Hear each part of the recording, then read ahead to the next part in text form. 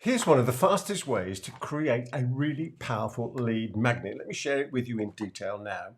It's called the Humble Checklist. Here's an example of one that I made, the 10 Habits of Massively Successful Coaches Checklist. I'll show you what it is. Very, very simple to make. It's only 4 pages. There's an introductory letter there from me. There's the checklist itself here, which I'm going to go through for you. And then there's an action plan and a call to action on the back. So what's the idea of the checklist? Well, you know in your marketplace and the people that you help, the type of things that they must be good at, that they actually must be doing, they must be taking action with in order to be successful. And therefore, it's very simple by answering a focused question to know what items to put on the checklist. So, for example, this is one way. Question: what are the essential traits of successful, whatever the marketplace is? Or, and this is the way I do it, what are the possible mistakes that target audience make which prevents them being as successful as they want to be? So using that mistakes bit, I find is much easier. So I asked this question when it came to coaches. It would also apply to consultants as well. So what are the possible, and that's the powerful word that I add in there that I learned from Andy Gilbert, who's a thinking scientist. What are the possible mistakes that coaches are making which stops them being successful as they want to be?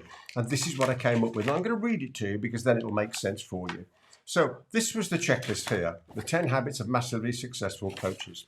So one was, successful coaches always focus on the results their clients get and never on the money they personally receive. In other words, they're outwardly focused. They understand that their income always reflects the outcome their clients receive.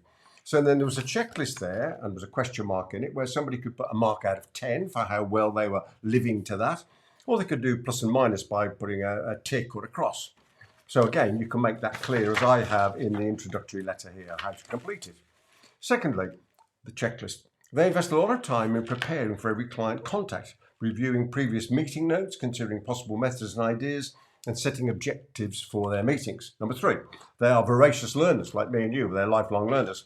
They soak up new ideas from everywhere, books, webinars, seminars, and life, and then blend these proven ideas into their work with their clients. Number 4, they have a systemized way of allocating time to their activities, mainly using the double prioritized do list. Others have systems to ensure the maximum amount of their time is spent on their highest priority items. Number 5, they set goals, and not just commercial goals, but for all the important areas of their lives.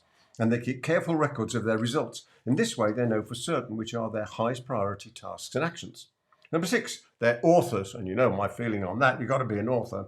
They understand being an author is essential. Unlike politicians who write their books after they've retired from politics, successful coaches get their knowledge and expertise into print early in their coaching careers.